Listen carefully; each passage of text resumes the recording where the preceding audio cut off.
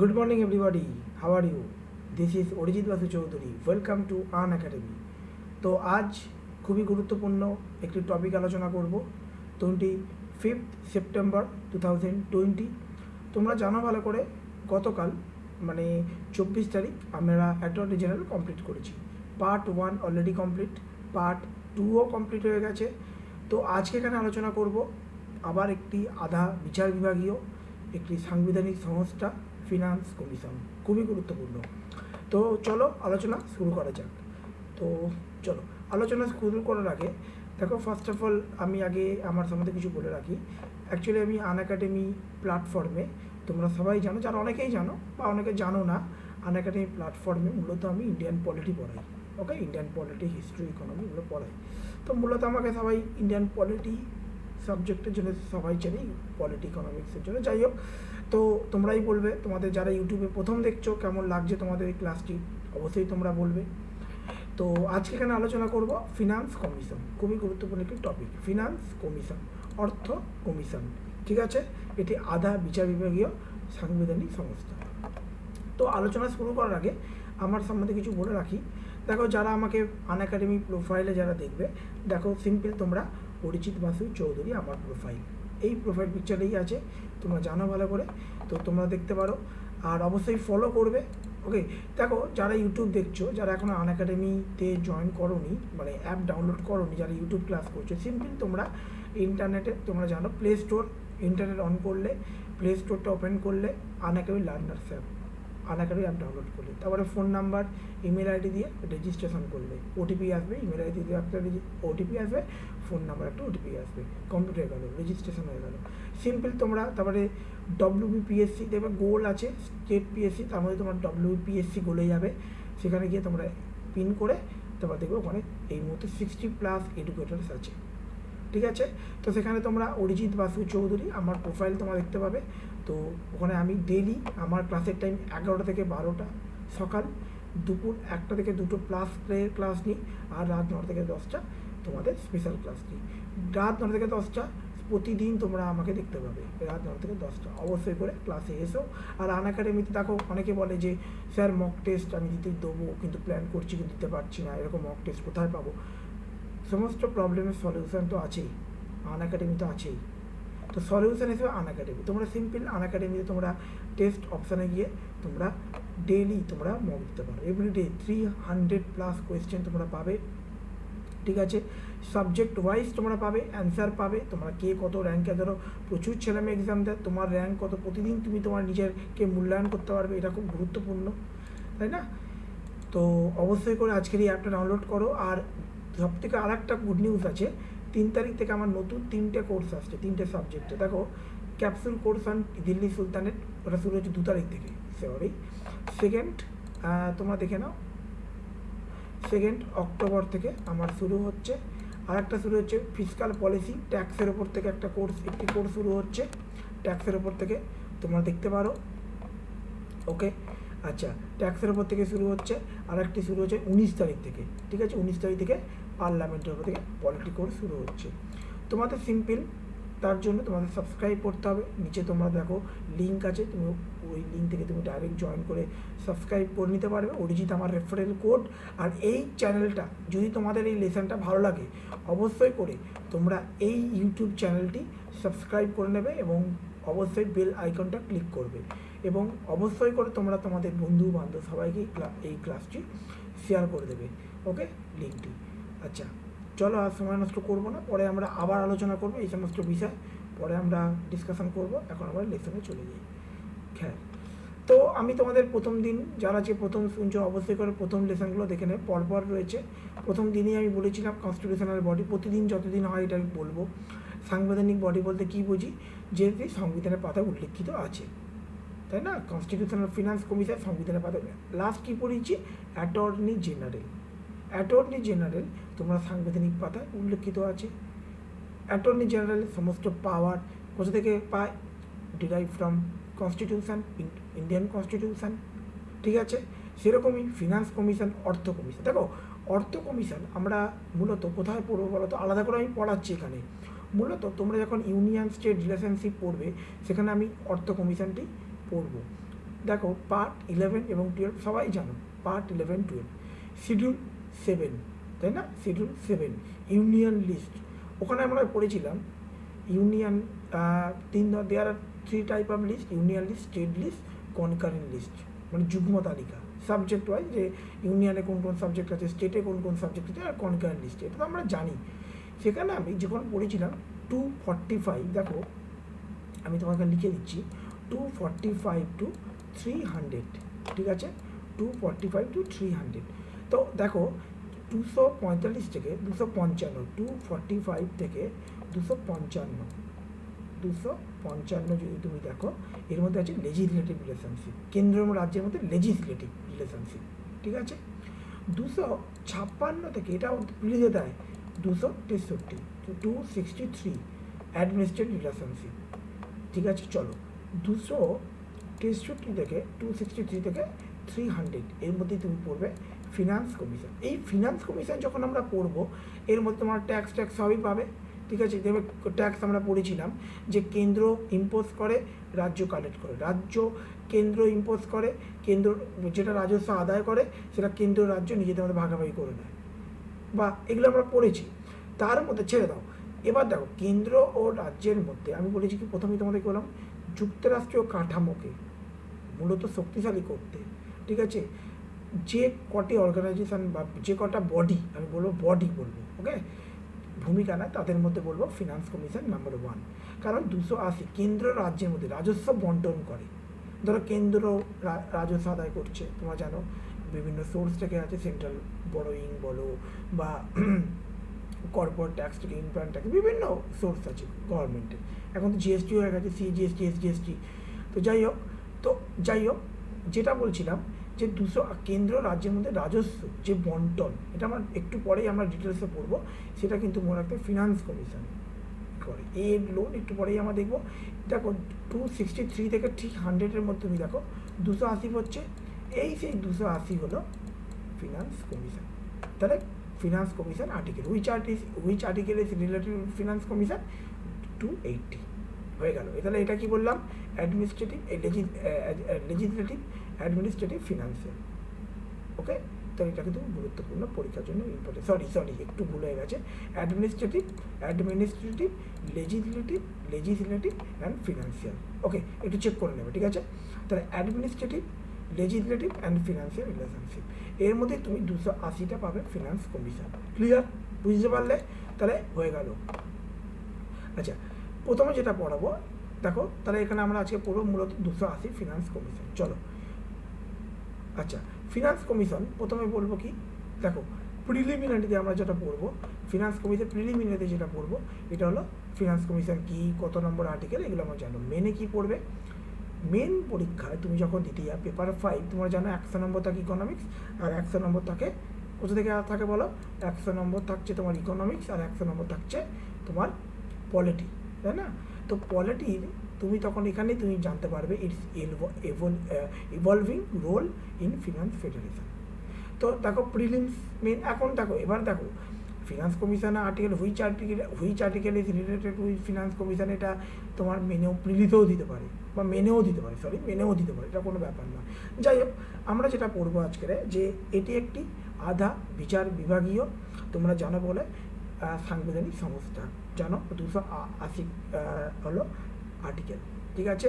এটা তোমার 1951 খ্রিস্টে 1951 B R Ambedkar প্রতিষ্ঠিত করে, এটা কিন্তু মনে রাখতে হবে 1951। তো finance commission is a constitutional body, মনে রাখতে হবে finance commission is a constitutional body. Finance commission, অর্থ কমিশন হলো একটি সাংবিধানিক সংস্থা, ঠিক আছে? আচ্ছা, তো for the purpose of allocation of certain revenue resource between the union and state, মানে এর মূলত কি, কেন্দ্র রাজ্যের মধ্যে, কেন্দ্র ও রাজ্যগুলির মধ্যে রাজস্ব বন্টন করে এবং রাজ্যগুলিকে তাদের নির্দিষ্ট অংশ দেয়। তাহলে কী বললাম, বুঝতে পেরেছো? এটা হলো বেসিক, একদম এটা হলো বেসিক। যেরকম আমি তোমাদের অ্যাটর্নি জেনারেল পড়া থেকে বলেছিলাম, attorney general is a highest legal law officer, এটা আমি অ্যাটর্নি জেনারেল পড়া থেকে তোমাদের বুঝিয়েছিলাম। সেরকমই আছে ফিনান্স কমিশন পড়া থেকে আমি প্রথমে এটাই বলবো, finance commission is a constitutional body. Finance commission হলো একটি সাংবিধানিক প্রতিষ্ঠান। For the purpose of allocation of certain revenue resource. তাহলে কিছু অ্যালোকেট করে certain revenue resource between the union and state government, মানে কেন্দ্র এবং রাজ্যের মধ্যে রাজস্ব বন্টন ও রাজ্যগুলি তাদের প্রাপ্য অংশ নির্দিষ্ট দেয় বা তাদের নির্দিষ্ট অংশ প্রদান করে, রাজ্যের প্রাপ্য। আচ্ছা, এগুলো আমরা বুঝতে পারলাম। এই পয়েন্টগুলো বোল্ডগুলো অবশ্যই মনে রাখবে। ইট ওয়াজ এস্টাবলিশ, এক্ষুনি তোমাদের বললাম, ইট ওয়াজ মানে finance commission establish under article 280 of the Indian constitution by Indian president. একদম কারেক্ট। তাহলে কবে এস্টাবলিশ হয়? It was establish under 280 of the Indian constitution by Indian president. তাহলে মনে রাখতে হবে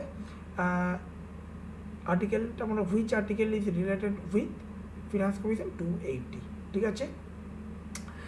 ইট was created to define the financial relationship between central and দেখো তোমাদের যখন আমি আবার সেই কথাটা দেখেছো এক্ষুনি আবার এলো, যখন লেজিসলেটিভ রিলেশনশিপ, আমি তোমাদের প্রথমেই যখন লেজিসলেটিভ রিলেশনশিপ ওটা লেজিসলেটিভ আগে হবে লেজিসলেটিভ, তারপর হবে অ্যাডমিনিস্ট্রেটিভ, তারপর হবে ফিনান্সিয়াল। 235 থেকে 255 হলো লেজিসলেটিভ রিলেশনশিপ, 256 থেকে 263 হলো অ্যাডমিনিস্ট্রেটিভ, আর 280 থেকে 263 থেকে 300 হলো ফিনান্সিয়াল রিলেশনশিপ। তাহলে কী বলছে?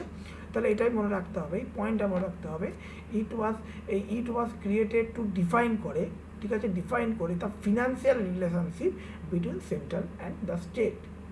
তাহলে কিন্তু মনে রাখতে হবে প্রতি 5 বছর অন্তর এটাও তোমাদের মনে রাখতে হবে, প্রতি 5 বছর অন্তর রাষ্ট্রপতি বিবেচনা অনুযায়ী নির্দিষ্ট সময় অন্তর এই রাষ্ট্রপতি কর্তৃক এটি গঠিত হয়। এই পয়েন্টটা কিন্তু তোমাদের মনে রাখতে হবে। ক্লিয়ার? তাহলে বুঝতে পারছো ফিনান্স কমিশন আর্টিকেল মেন ভূমিকাটা কি বলে দিয়েছে, তাহলে কত নম্বর আর্টিকেল এবং কনস্টিটিউশনের পাতা তুমি দেখতে পাচ্ছ, এবং অবশ্যই কার ইচ্ছা? প্রেসিডেন্টের। It was created to define financial relationship central and state. তাহলে এটা কবে হয়েছিল? বি.আর. আম্বেদকর, ঠিক আছে, বি.আর. আম্বেদকর দ্বারা এস্টাবলিশ হয়েছিল 1951-এ। চলো পরের পার্ট। স্যার এইবার তোমাদের মনে রাখতে হবে, দেখো 14 ফিনান্স কমিশন না 15 ফিনান্স কমিশন এবার আমরা জানতে পারবো। স্যার এখন তুমি জানো এই মুহূর্তে 15 ফিনান্স কমিশন চলছে। তো sir Shri Ajay Narayan Jha recently join করেছে 15 finance commission as its member, point to be noted. তাহলে বুঝতে হবে কিন্তু মেম্বার হিসাবে রিসেন্টলি মাসখানেক হয়তো হয়েছে, ঠিক আছে। তাহলে এটা একটা কারেন্ট ডেটা তুমি পেয়ে গেলে। Shri Ajay Narayan Jha recently join the 15 Finance Commission and as its member. The 15 Finance Commission was constituted by presidential order. আমি তোমাদের বলেছিলাম না, প্রথম দিনই বলেছিলাম না, রাষ্ট্রপতি কর্তৃক রাষ্ট্রপতি বিবেচনা অনুযায়ী 5 বছর অন্তর গঠিত হয়। রাষ্ট্রপতির বিবেচনা অনুযায়ী 5 বছর অন্তর গঠিত হয়। তাহলে the 15 Finance Commission was constituted by presidential order in November 2017 under the chairmanship of N.K. Singh. তাহলে এখন বর্তমান ফিনান্স কমিশন N.K. Singh কী করেছে? To decide the formula for devolution of revenue between central and state. তাহলে এটা মনে রাখতে হবে। দেখো এই যে ফিনান্স কমিশন আমরা যে পড়ছি না, এখানে যে ডিটেলসে পড়ছি, 14 ফিনান্স কমিশন এবং 15 ফিনান্স কমিশন এটার মধ্যে অনেকটা ডিফারেন্ট আছে। কারণ তোমরা জানো এখন কিন্তু যে রাজস্ব কিন্তু অনেকটা অংশ কিন্তু পার্সেন্টেজটা বাড়িয়ে দেওয়া হয়েছে, ঠিক আছে। ওই জন্য দেখবে স্পেশাল প্রভিশনগুলো স্টেট আর এখনও পায় না। কারণ 15 ফিনান্স কমিশন রেকমেন্ডেশনটা আমি তোমাদের বলবো যখন তোমরা বুঝতে পারবে 14 আর 15-এর মধ্যে কী পার্থক্য, ঠিক আছে। দেখো ব্যাপারটা আমি তোমাদের ছোট্ট একটা এক্সাম্পল দিই। ধরো আমি একজন স্কুল লাইফ বা কলেজ লাইফে, ধরো আমি যখন পকেট মানি তো আমার বাবা দিত। আজকে তুমি আমাকে বলো পকেট নেই বাবা দিচ্ছে। এবার ধরো সাপোজ ধরো তুমি জব পেয়ে গেলো, তখন কি আর তুমি বাবার কাছ থেকে টাকা নেবে না? কোনো দিনই না। তখন তুমি নিজে এস্টাবলিশড হয়ে গেছো। হ্যাঁ, হতে পারে খুব ক্রাইসিস হচ্ছে, খুব একটা প্রবলেম পড়ে গেছে, সেখানে বাবার কাছে তুমি চাইতে পারো, কিন্তু তুমি কিন্তু আর বাবার কাছে চাইবে না। কারণ এরকমই ব্যাপারটা যে আগে যে অ্যালোকেশন ছিল, আগে কী হতো? স্পেশাল প্রভিশন পেতো, স্টেট টু স্টেট ডিপেন্ড করতো। দেখো আজকের আমি পশ্চিমবঙ্গে থাকি, পশ্চিমবঙ্গে যারা সমতলে থাকো, মানে দক্ষিণবঙ্গে যারা থাকো, তারা কিন্তু থেকে যারা নর্থ বেঙ্গল, বিশেষ করে যারা শিলিগুড়ি বা দার্জিলিং কালিম্পং যারা থাকে, তারা দেখবে হিলি এরিয়া কিন্তু পুরোটাই অর্থনীতি ডিপেন্ড করে পর্যটনের উপরে, তাই না? সেরকম এগ্রিকালচারে কিছু নেই। যদি কিছু এগ্রিকালচার হয় সেক্ষেত্রে তোমরা দেখেছো নিশ্চয়ই ইরিগেশনের মাধ্যমে, তাও খুব কম, ঠিক আছে।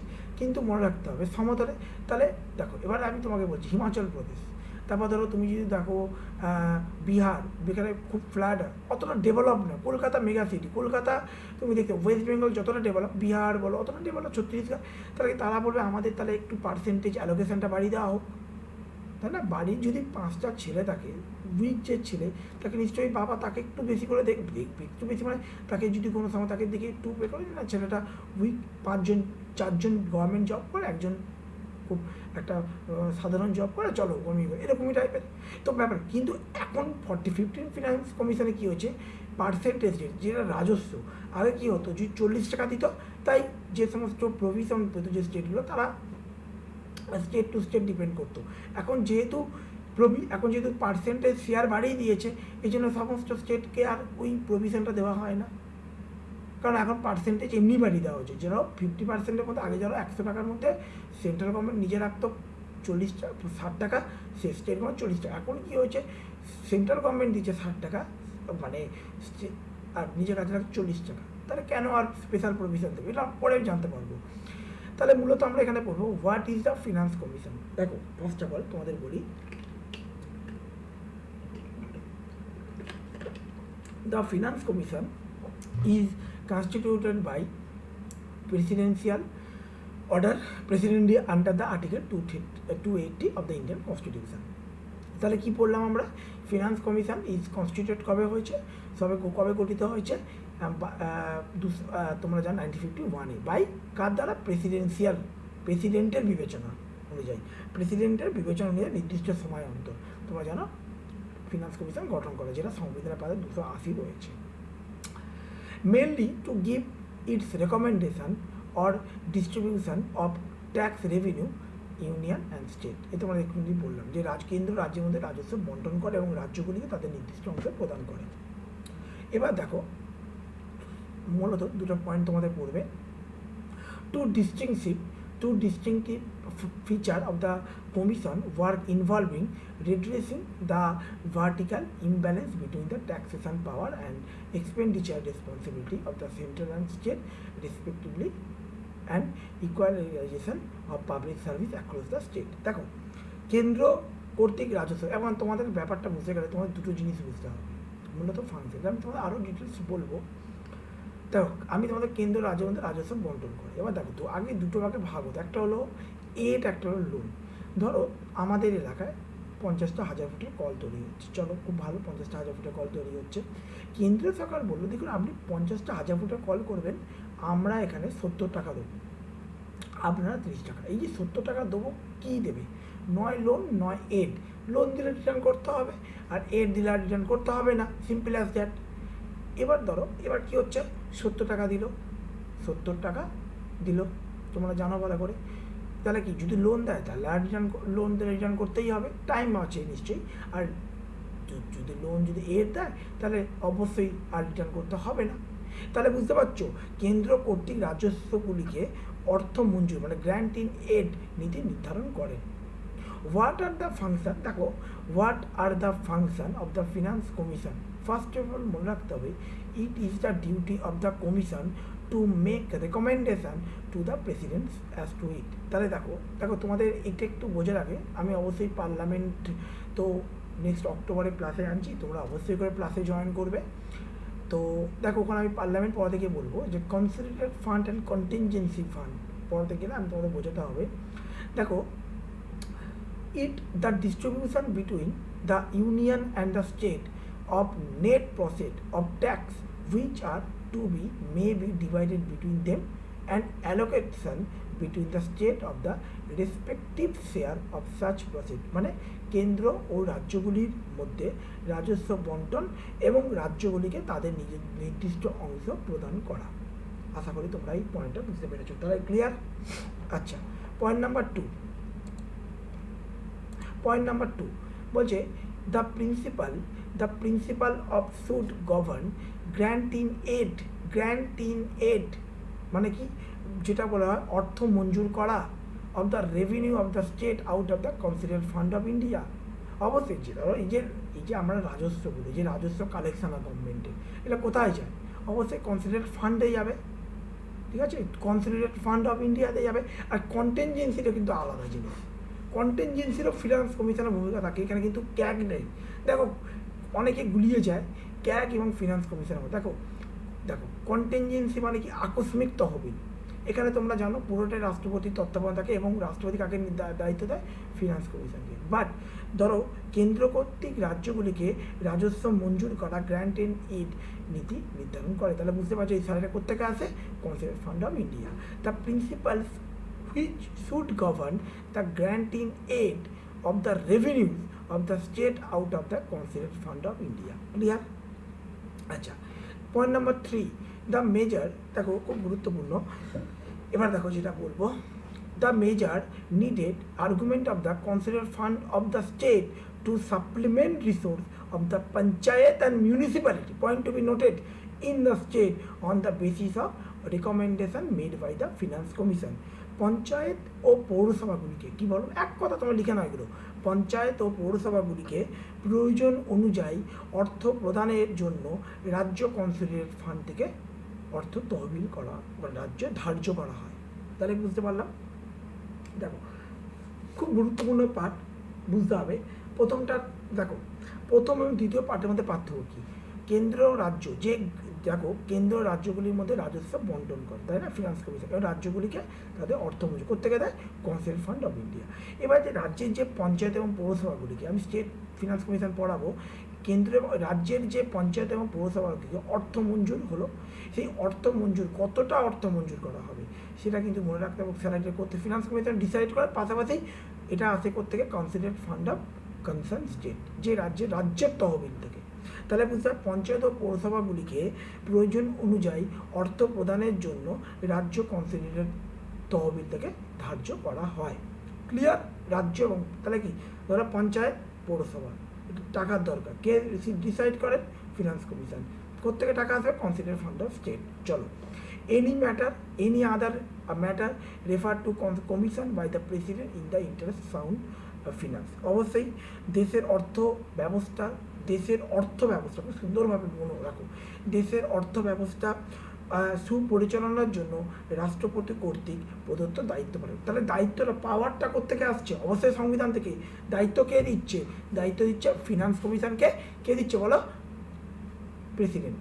তাহলে দেশের অর্থ ব্যবস্থা সুপরিচালনা করার জন্য ফিনান্স কমিশন নিয়োগ করছে। কে করছে, কার দ্বারা নিয়োগ হচ্ছে, প্রেসিডেন্ট দ্বারা। ঠিক আছে, প্রেসিডেন্ট দ্বারা, রাষ্ট্রপতি কর্তৃক দায়িত্ব পালন করে, রাষ্ট্রপতি কর্তৃক প্রদত্ত দায়িত্ব পালন করে। Clear? Any other matter refers to the commission by the president in the interest of the sound finance, দেশের আর্থিক ব্যবস্থাকে, ঠিক আছে, আরও সুপরিচালনা করার জন্য। ঠিক আছে, চলো পয়েন্ট নাম্বার 5, the commission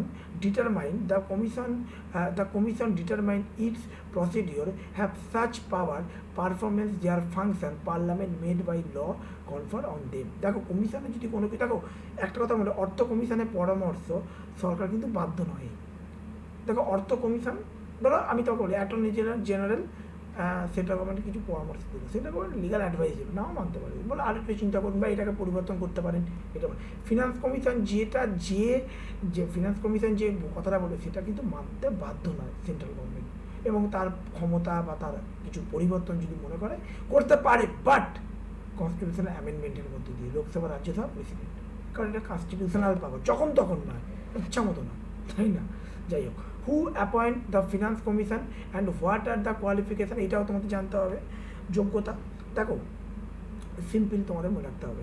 দেখো the finance commission is appointment by the president, একদম, the finance commission is appointment by the president, একদম রাষ্ট্রপতি কর্তৃক তিনি অ্যাপয়েন্টমেন্ট হচ্ছে under the article 280 of the Indian constitution. চলো এক কথাই বুঝে নিলাম। ক্লিয়ার? দেখো as per the provision content, দেখো ইন দ্য ফিনান্স কমিশন, দেখো miscellaneous commission act 1951, the finance commission salary allowance rules 1951, the chairman of the commission is selected for, point to be noted, কে chairman হবে, select করা হয় কমিশনের chairman, is selected from among the person who had experienced in public affair. তাহলে বুঝতে পারছো, মানে তাকে জনশাসন বা অর্থ বিভাগের প্রশাসনের দক্ষতা তার আছে, ঠিক আছে, পাবলিক অ্যাফেয়ারে তার নলেজ আছে, and 4 other member select among the person হু, তাহলে বুঝতে পারছো যে চেয়ারম্যান হবে তার যোগ্যতা has had experience in public affair, একদম, এবং 4 জন, তাহলে বুঝতেই পারছো 4 জন যে মেম্বার আছে সেই 4 জন মেম্বারকে তাহলে কোথেকে করবে, তাহলে সিলেক্টেড করা হয়। দেখো, হ্যাভ বিন আর কোয়ালিফাইড টু বি অ্যাপয়েন্টমেন্ট জাজ of high court, point to be noted, finance commission যে আদার যে মেম্বার তাদের যোগ্যতা হবে কাদের মতো, হাইকোর্টের বর্তমান বিচারপতি বা পূর্বতম বিচারপতি বা যোগ্যতা সম্পন্ন, পয়েন্ট টু বি নোটেড, এই তিনটাকে তোমাদের মনে রাখতে হবে, হাইকোর্টের প্রধান বিচারপতি, পূর্বতন বিচারপতি বা তার সমযোগ্যতা সম্পন্ন ব্যক্তি। Clear? Had special knowledge on the finance and accounts of the government, অবশ্যই সরকারের অর্থ সম্বন্ধীয়, ঠিক আছে, বিশেষ দক্ষতা সম্পন্ন, সরকারের অর্থ সম্বন্ধে তার বিশেষ দক্ষতা আছে। Have special knowledge of the finance accounts of the government, ঠিক আছে, বোঝাতে পারলাম, ওয়েট, ক্লিয়ার করতে পারলাম। তাহলে have special knowledge of the finance account of the government, সরকারের অর্থ সম্বন্ধে বিশেষ জ্ঞান থাকা দরকার। ক্লিয়ার? ওকে, দাঁড়া 1 মিনিট, জাস্ট 1 মিনিট।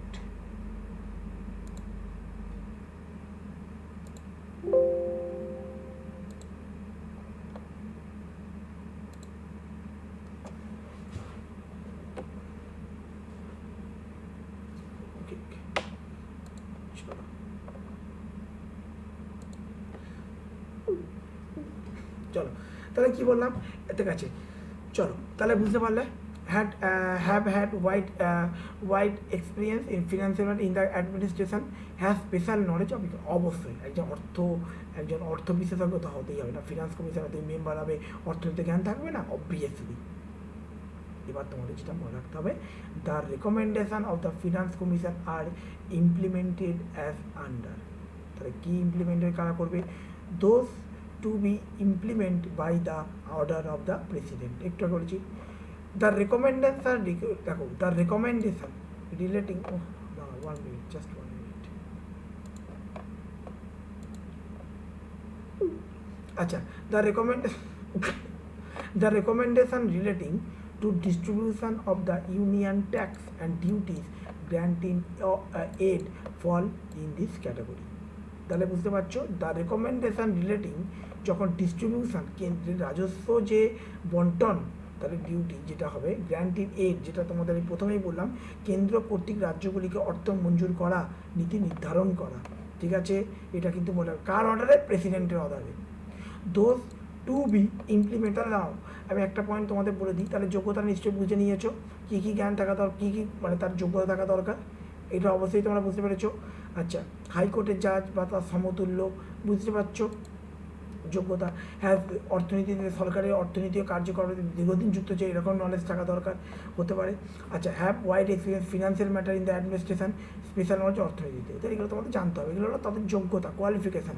তাহলে বুঝতে পারছো এটা তার প্রথম কাজ, কে রেকমেন্ড করছে, তাহলে তার recommendation of the finance commission implemented under those to be implemented by order, কে দিচ্ছে, প্রেসিডেন্ট, ঠিক আছে, কেন্দ্রীয় রাজ্যের মধ্যে রাজস্ব বন্টন এবং তাদের অর্থ মঞ্জুর করা, মানে কেন্দ্র কর্তৃক রাজ্যগুলিকে অর্থ মঞ্জুর করা, গ্যারান্টি এড, কার অর্ডারে, প্রেসিডেন্ট অর্ডার, কে ঠিক করছে, ফিনান্স কমিশন। এবার সরকার মানতে হবে, নাও মানতে পারে। আচ্ছা, those to be implement by executive order, তাহলে এই সমস্ত ইমপ্লিমেন্ট কী হবে, executive order recommendation to be made by the finance commission as per terms of reference, ঠিক আছে। When was the first finance commission constituted? How many commission have been constituted so far? The first finance commission was constituted, presidential order, এটা ডেটটা মনে রাখতে হবে, জিকের জন্য important, 22/11/1951 under the chairmanship of, তোমাদের মনে রাখতে হবে, শ্রী কে.সি. নিয়োগী। দেখো মনে রাখতে হবে 6 এপ্রিল 1952-তে এস্টাবলিশ হয়েছিল, কবে, কে.সি. নিয়োগী, কবে, 6 এপ্রিল 1952, ঠিক আছে।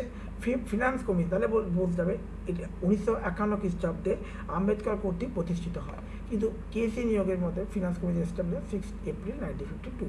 15 finance commission have been constituted so far, interval of every 5 বছর অন্তর, তোমরা জানো রাষ্ট্রপতি বিবেচনা অনুযায়ী গঠন করা হয়। তাহলে বুঝতে পারছো ফিনান্স কমিশনের বেসিক ইনফরমেশান।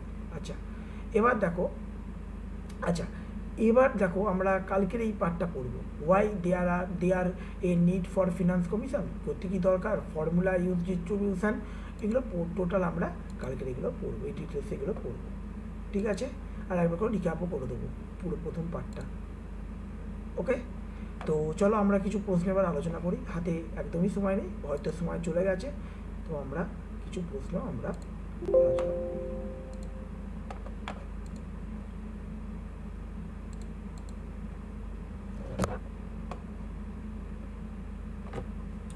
তো আজকের খুব গুরুত্বপূর্ণ কয়েকটা প্রশ্ন আলোচনা করব, চলো চলো। আচ্ছা, আনএকাডেমি যারা অ্যাপ ডাউনলোড করতে চাও অবশ্যই এইভাবে তোমরা আনএকাডেমি অ্যাপ ডাউনলোড করতে পারো। খুব স্ক্রিনটা ছোট লাগছে, দাঁড়াও 1 মিনিট, সো যদি করা যায়,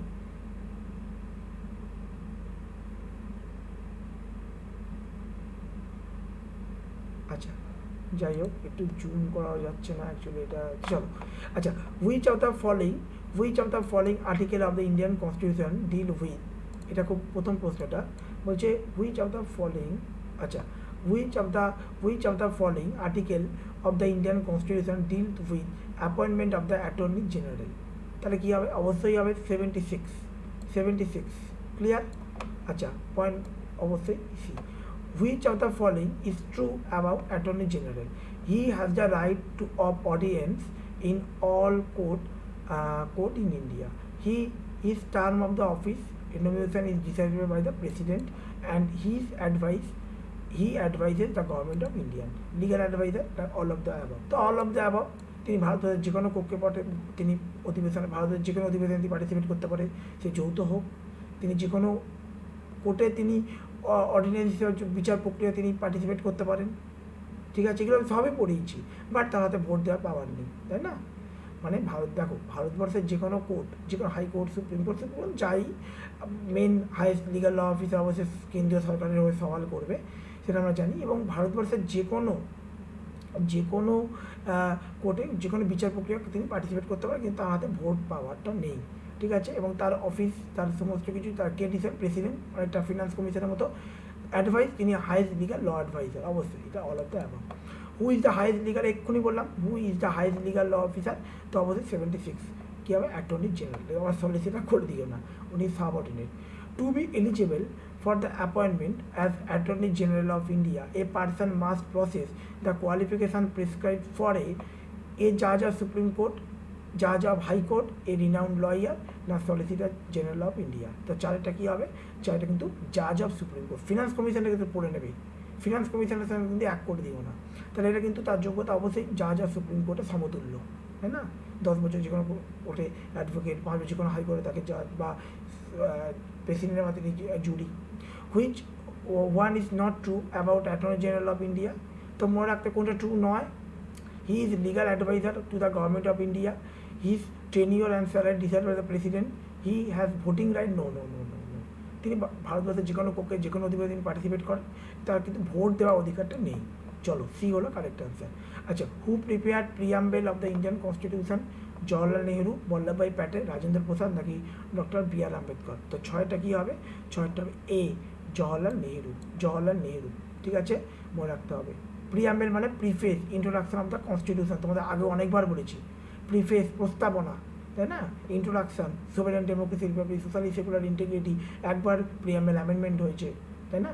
preamble of our country read that India is a, কী বলো, সাথেরটা কী হবে, সাথেরটা হবে sovereign secular, socialist, secular democratic, secular sovereign democratic, sovereign democratic republic. দেখো অবশ্যই এটা all of the above, sovereign democratic republic, socialist, secular, integrity. Bharat কিন্তু ধর্মনিরপেক্ষ, তাই না, ধর্মনিরপেক্ষ দেশ, গণতান্ত্রিক দেশ, সার্বভৌম দেশ, প্রজাতান্ত্রিক, তাই না। আচ্ছা, which of the following describe India secular country, fundamental right, DPSP, 5th schedule, না প্রিয়াম্বেল। তো আটিটা কী হবে, আটিটা ডি, প্রিয়াম্বেলে আছে। State has no particular religion, স্টেটে কিন্তু পার্টিকুলার রিলিজিয়ান ফলো করে না, স্টেটে কোনো পার্টিকুলার রিলিজিয়ান নেই, সবার কাছে স্টেট, সবার কাছে মানে সমস্ত ধর্মের কাছে সমান, তাই না। আচ্ছা, ইনক্লুশন অফ ওয়ার্ড ফ্র্যাটার্নিটি, ঠিক আছে, ভ্রাতৃত্ববোধ ইজ প্রপোজড বাই, কে করেছিল? নয়েরটা বলো। নয়েরটা হবে ডক্টর বি আর আম্বেদকর, খুব গুরুত্বপূর্ণ, doctor B R Ambedkar. Supreme court held preamble is not part of Indian constitution, তাহলে এটা সবাই জানো কোন কেসে বলেছিল, এখানে কিন্তু হবে a Berubari case. Preamble is not part of Indian constitution. আবার যদি পরীক্ষায় প্রশ্ন দেয় প্রিয়াম্বেল কবে আমাদের ভারতবর্ষের কোন পার্টে, কবে প্রিয়াম্বেল কোন supreme court held that preamble is part of Indian constitution in which are the following case, তবে Kesavananda Bharati case, simple as that. আর যখনই তোমাকে বলবে কোন কেসে বলেছিল, তো যে প্রিয়াম্বেল আমাদের 9 পার্ট, তখন কিন্তু মনে রাখতে হবে এ হবে বেরিবারি কেস হবে, ঠিক আছে? এটা একটু কেটে দেবে, ঠিক আছে? ইজ নট, যেহেতু যখন বলে পার্ট তখন, ঠিক আছে? তো এই হলো আমাদের পুরো প্রশ্ন আলোচনা করলাম, পুরো ডিটেলসে আলোচনা করলাম, আশা করি বুঝতে পেরেছো, ঠিক আছে? অবশ্যই তোমরা আনএকাডেমিতে অ্যাপ ডাউনলোড করো, ঠিক আছে? যারা মোবাইল থেকে দেখবে তারা অবশ্যই হলো আমার প্রোফাইল, আর যারা কম্পিউটারে দেখবে তারা হলো প্রোফাইল। ভালো করে পড়ো, এইভাবেই আমাদের পড়ানো হয়। অবশ্যই করে তোমরা যারা ভিডিও দেখছো তারা অবশ্যই জয়েন করো, আর অবশ্যই করে টপিক ক্লিয়ার করো, কারণ এক্সামের জন্য কিন্তু খুবই গুরুত্বপূর্ণ। তো এই অবধি রইল। Thank you for discussion.